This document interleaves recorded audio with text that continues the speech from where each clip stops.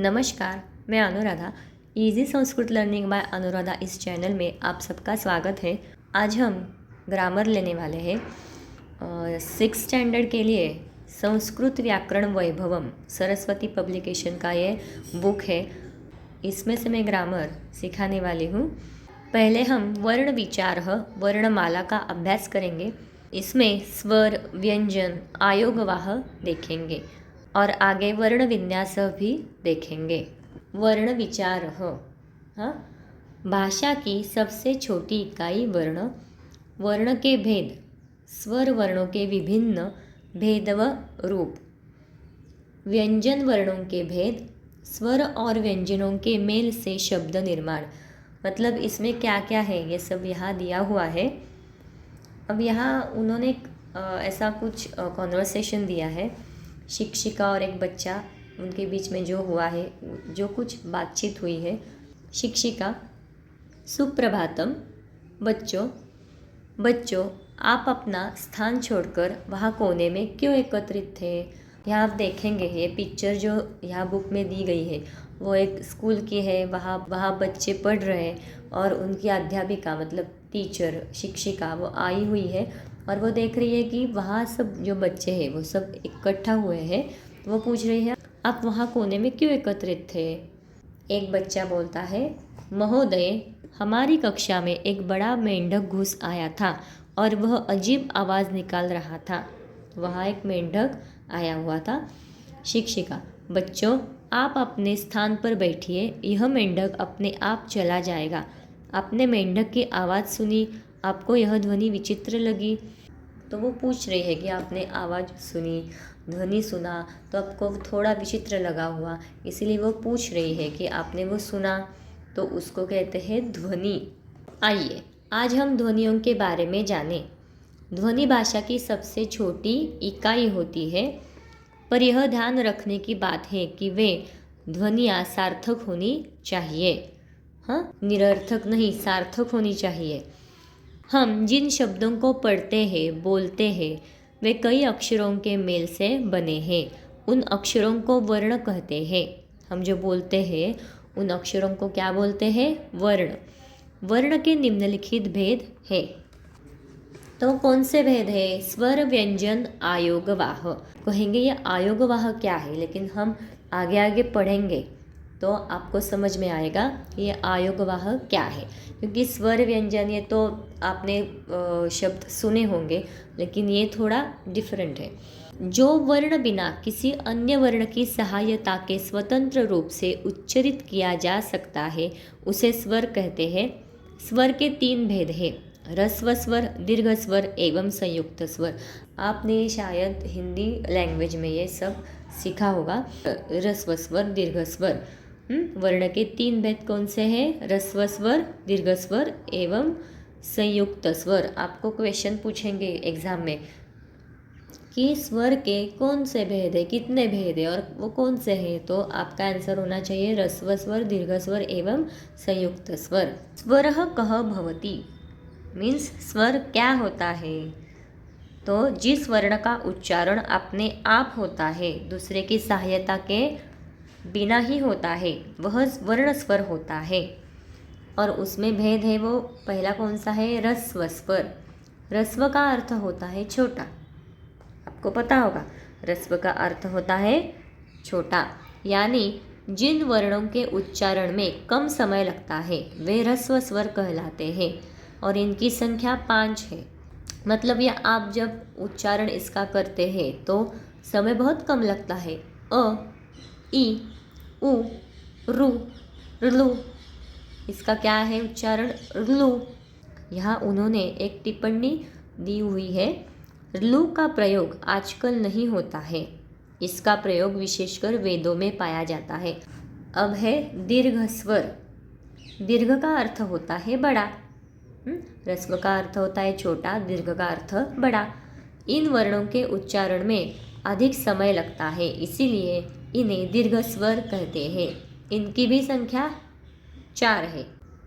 आ, ई, उ, ऋ। अब यहाँ देखो, जब ये ऊपर था तो अ, ई, उ, ऋ, इनको समय कम लगता है, लेकिन ये जो नीचे दिए हुए हैं इनको थोड़ा ज़्यादा समय लगता है। आ, ई, उ, लू, रू। अब संयुक्त स्वर, तो संयुक्त स्वर उन्होंने दिए हुए हैं ए, आई, ओ, औ। संयुक्त का अर्थ होता है जुड़ा हुआ।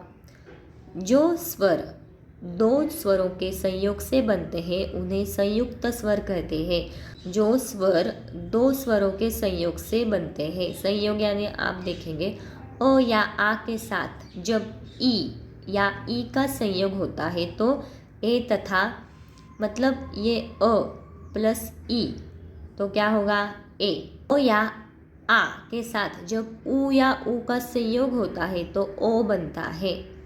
इनकी संख्या भी 4 है।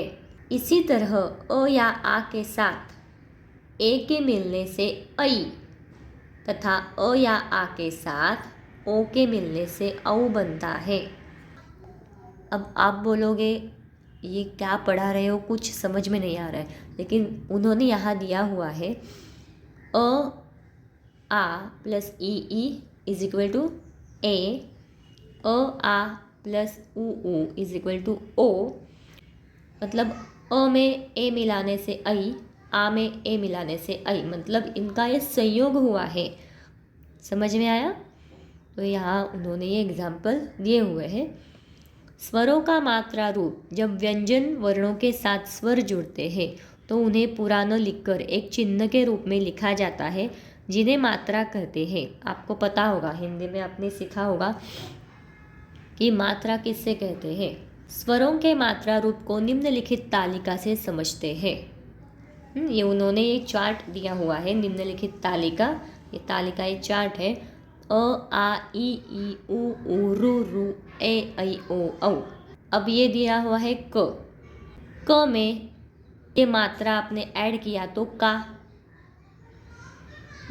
ये की हुई, की, कु, क्रू, रू, के, कई, को, कौ। ये तो सब आपको पता होगा। 6th स्टैंडर्ड में आपको ये अभी संस्कृत चालू हुआ है तो आपको ये सब पता होना ज़रूरी है।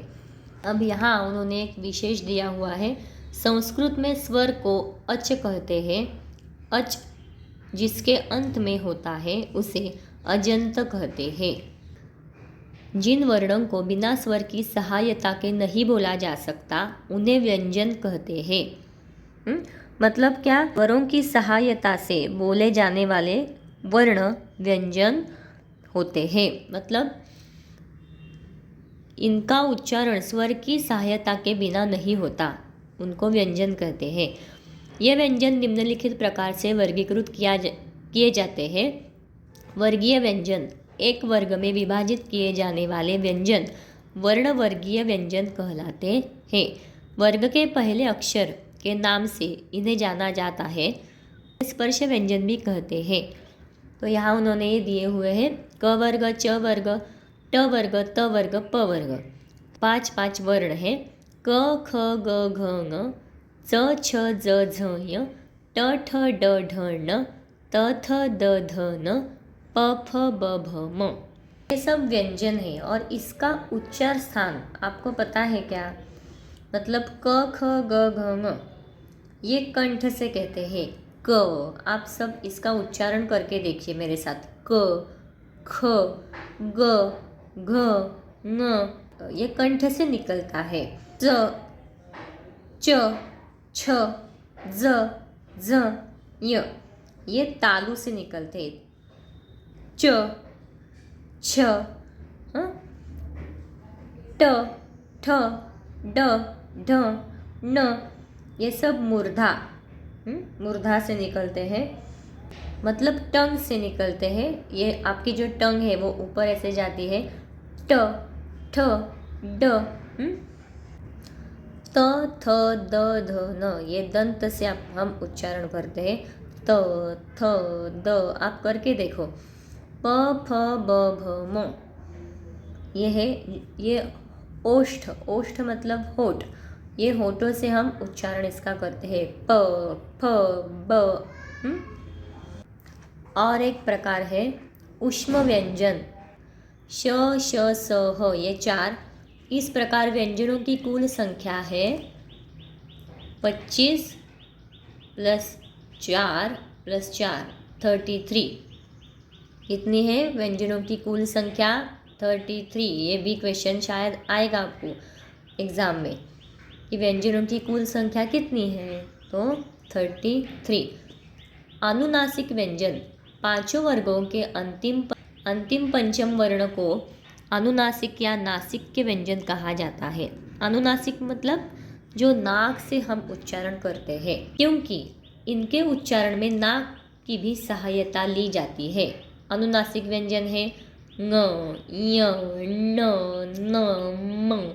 ये हम नाक से, मतलब ये हम जब उच्चारण करते हैं तो थोड़ा नाक से आवाज़ आता है। अब है संयुक्त व्यंजन। आपने कुछ व्यंजन वर्ण ऐसे भी देखे होंगे जिनमें 2 या 2 से अधिक व्यंजन वर्ण होता है। निम्नलिखित उदाहरणों पर दृष्टि डालते हैं।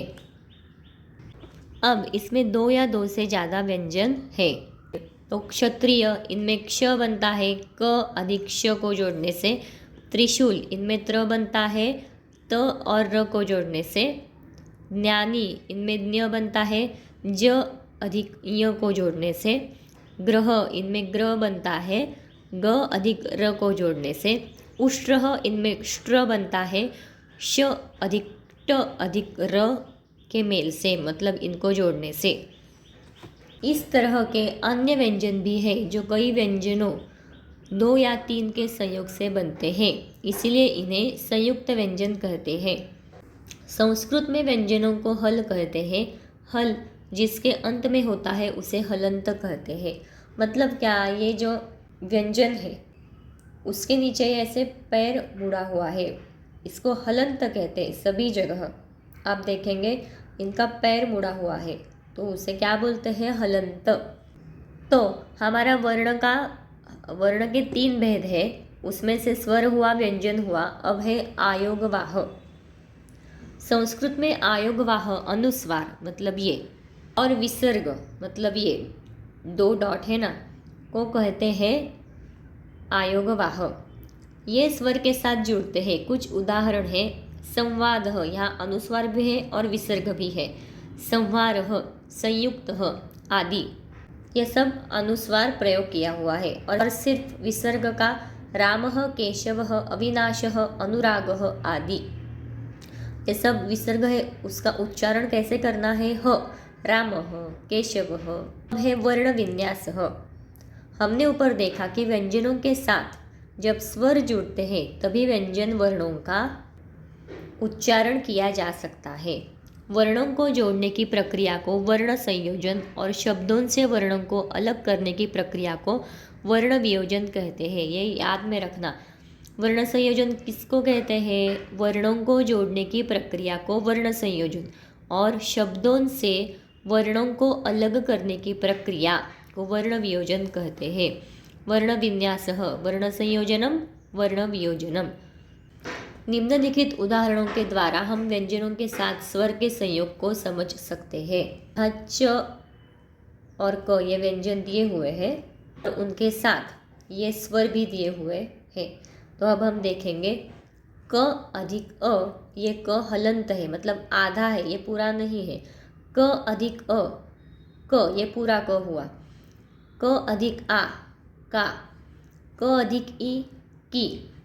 मतलब यहाँ व्यंजन और स्वर ये जब हम जोड़ते हैं तो उसे वर्ण संयोजनम कहते हैं। क अधिक उ, कु। क अधिक उ, ये दीर्घ उ है, इसीलिए कु। क अधिक रु, क्रू। क अधिक रु, क्रू। क अधिक ए, के। क अधिक ऐ, कई।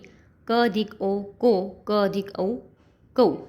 ये सब वर्ण संयोजनम है, मतलब हम यहाँ जोड़ते हैं। च, तो च का क्या होगा वियोजनम? च अधिक अ, ये आधा च अधिक अ, चा।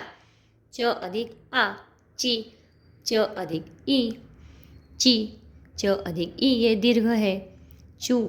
च अधिक उ, चू। च अधिक उ, च्रू। च अधिक रु, च्रू। च अधिक रु, चे, च अधिक ए, चै, च अधिक ऐ, चो, च अधिक ओ, चौ, च अधिक औ। मतलब यहाँ वर्णों को अलग किया गया हुआ है और यहाँ जोड़ने की प्रक्रिया हुई है। इस प्रकार सभी 33 व्यंजनों में स्वर जोड़कर उन्हें बोले जाने योग्य बनाया जा सकता है। अब हम स्वर और व्यंजन जोड़कर कुछ शब्दों का निर्माण करते हैं। तो यहाँ उन्होंने कुछ शब्द दिए हुए हैं। कमलम मतलब ये कमल, तड़ागे, विकसति, अहम, एकः, छात्रः, अस्मि। कुछ शब्द यहाँ दिए हुए हैं। तड़ागे मतलब ये लेक है, सरोवर, लेक। क अधिक अ पूरा क अधिक म अधिक अ, देखिए ये पूरा म अधिक ल अधिक अ, पूरा आधा म आधा, कमलम। वैसे ये भी तड़ागे, त अधिक अ पूरा त, ड अधिक आ डा, ग अधिक ए गे, तड़ागे। व अधिक ई वी, क अधिक अ पूरा क, स अधिक अ स, त अधिक ई ती। ये रस्व है क्योंकि यहाँ ई है, वो पहली वाली है ई, रस्व है। अब अहम का अ, ये पूरा अ ऐसे ही लिखेंगे। ह अधिक अ पूरा ह, म हलंत। ए ये पूरा लिखेंगे ए, क अधिक अह कह, छ अधिक आ छा, त अधिक र अधिक अह। ये हमने कहाँ सीखा हुआ था, अभी सीखा हुआ था। त्र कैसे लिखते हैं, त अधिक र अधिक अह, त्रह। अ पूरा अ, स अधिक म, ये जोड़ने से स्म होता है, और ये ई, ये जोड़ने से स्मि, अस्मि। ऊपर के सभी उदाहरणों में स्वर और व्यंजनों को जोड़कर पद यानी शब्द का निर्माण किया गया है, अतः यहाँ वर्ण संयोजन हुआ है। अब हम शब्दों से वर्णों, स्वर और व्यंजन को अलग कर वर्ण वियोजन करते हैं। ये सब संयोजनम था। अब वियोजनम, शिक्षक मतलब यहाँ ये शब्द दिया हुआ है, आपको वो अलग करना है, उसका वियोजन, वर्ण वियोजन करना है। श, तो क्या आएगा, श आधा हलंत अधिक ई शी, क अधिक श क्ष अधिक अ, ये होता है क्ष, क अधिक अह कह। छात्रान, मतलब इसका क्या होगा, छ अधिक आ, त्रा का क्या होगा, त अधिक र अधिक आ, और ये न हलंत वैसे ही। पाठयति, प अधिक आ पा, ठ अधिक अ, ये पूरा ठ, य अधिक अ, त अधिक ई। बालकः, ब अधिक आ बा, ल अधिक अ, ये हलंत है, और ये अ, ये पूरा ल, क अधिक अह कह। विद्यालयम, व अधिक ई वी, द अधिक य द्य प्लस आ द्या, विद्या। ल अधिक अ अधिक य, ल अधिक अ ल, य अधिक अ य, म हलंत वैसे ही रहेगा। गच्छति, ग अधिक अ पूरा ग, छ अधिक छ, ये छ होगा प्लस अ, ये छ होगा, त अधिक ई गच्छति। इसी तरह कई वर्णों के योग से पद और कई पदों के मिलने से एक वाक्य बनता है। अब हम कुछ ऐसे शब्दों पर दृष्टि डालते हैं जिनमें र के भिन्न रूपों का प्रयोग होता है। जहाँ स्वर रहित र का प्रयोग होता है उसे रेफ कहते हैं, और रेफ उस वर्ण पर लगता है जिसके पहले र होता है। ये एग्जाम्पल दिए हुए हैं। आशीर्वाद आ अधिक श, ये पूरा आ, ये पूरा आ आएगा। श अधिक ई आशी। र्वाद, तो पहले र हलंत आएगा, फिर व प्लस आ र्वा, द अधिक अह, स आधा प्लस अ स, म अधिक प्ल अधिक म अधिक प अधिक अ संप क, मतलब यहाँ र आएगा पहले, र हलंत प्लस क प्लस अह संपर्क ह। जहाँ कोई स्वर रहित व्यंजन स्वरयुक्त र के साथ जुड़ता है वहाँ र उस व्यंजन के पद, पैर अर्थात नीचे तिरछी रेखा अथवा त्रिकोण रेखा ऐसे के रूप में जोड़ा जाता है। र के इन रूपों को पदेन कहते हैं, जैसे राष्ट्रम, यहाँ ऐसे दिया हुआ है ना त्रिकोण रेखा, र अधिक आ रा, श अधिक ट ष्ट, र मतलब यहाँ ऐसे त्रिकोण रेखा अधिक अ अधिक म, राष्ट्रम। प्रत्यक्षः प अधिक र प्र, प अधिक र अधिक अ प्र, त अधिक य अधिक अ त्य, क अधिक श अधिक अह प्रत्यक्षः। क और श से जुड़ता है, क और श जोड़ने से क्ष होता है और विसर्ग क्षः। ग्रहणम ग अधिक र अधिक अ ग्र, ह हलंत अधिक अ ह, न अधिक अ न और म, ग्रहणम। ये हमने आज वर्ण विचारहा, उनमें वर्णों के कितने भेद हैं और उसमें क्या क्या है, कैसे उसका उच्चारण करते हैं, वर्ण विन्यास कैसे करते हैं, ये सब हमने सीखा। नेक्स्ट वीडियो में हम इस पर जो अभ्यास है, मतलब क्वेश्चन आंसर्स होंगे, वो हम देखेंगे। धन्यवाद।